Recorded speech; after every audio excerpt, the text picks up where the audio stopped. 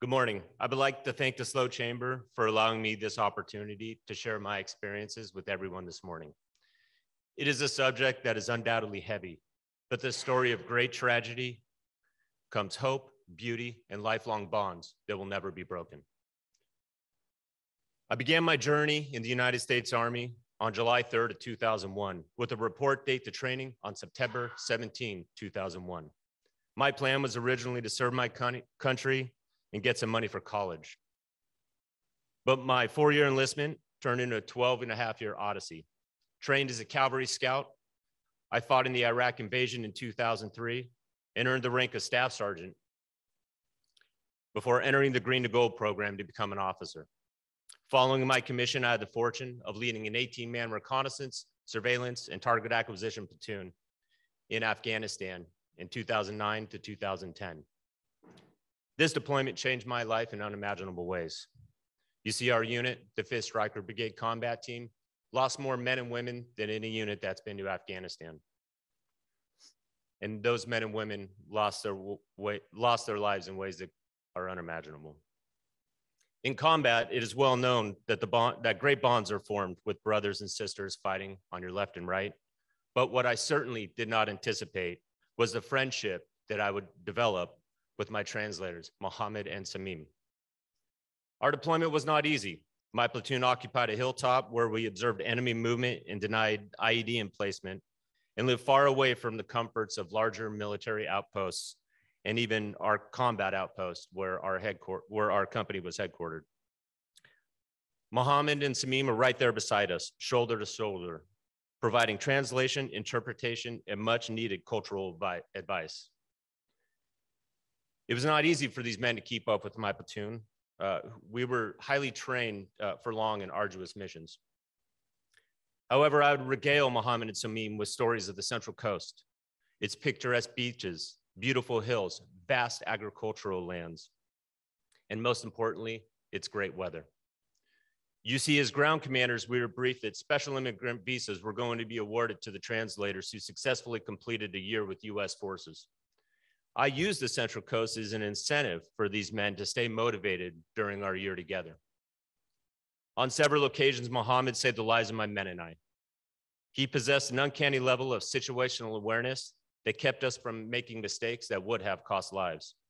Unfortunately, over a decade later, I'm still struggling to successfully evacuate these men and their families. 6 months and 9 days ago, I learned that Afghanistan had fallen and my translators and their families were still stuck inside of Kabul. Wanting to honor my promise, I've been working tirelessly to safely evacuate not only my translators, but 5 families totaling 26 people. Working with evacuation organizations, I am what's called a shepherd. My families are considered my flocks. The work has been near insurmountable, and every day is met with uncertainty that one of my flocks will not make it through the day.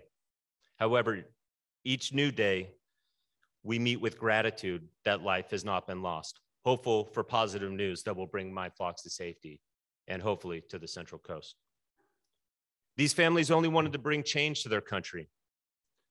And nearly all the men and women are highly educated and worked as attorneys, journalists, human rights activists, educators, businessmen and women, and in the medical field.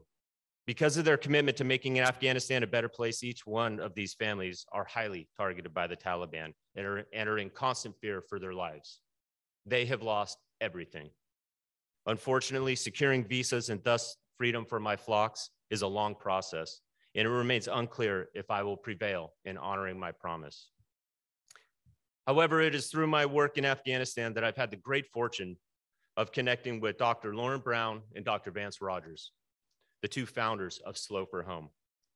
This fine organization is a broad, community-based organization focused on refugee resettlement, operating with compassion, integrity, and inclusion, and seeking to ensure successful integration of refugees by emphasizing these 4 pillars of values: family, community, safety, and prosperity.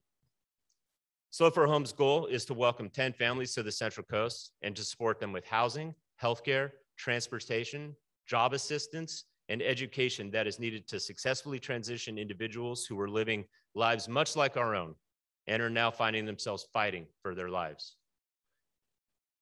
The government provides just $1,250 in a one-time payment for each refugee.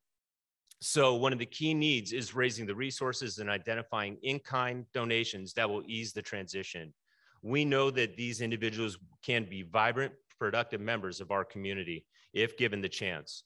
Already business leaders with a number of chamber members, including Cesslock, Trust Automation, Glenn Burdett, Morrison Garitano, RRM Design, 10 Over Studio, Wallace Group, Promego Biosciences, and Inspired Flight have stepped up to provide initial support and engage their colleagues and friends to help these families restart their lives on the Central Coast. If you're interested in learning how you can join, please reach out to one of the people in this room with the Slow for Home shirt on, or visit slowforhome.org. Again, I would like to thank everybody here and on Zoom for allowing me this opportunity to speak to you today.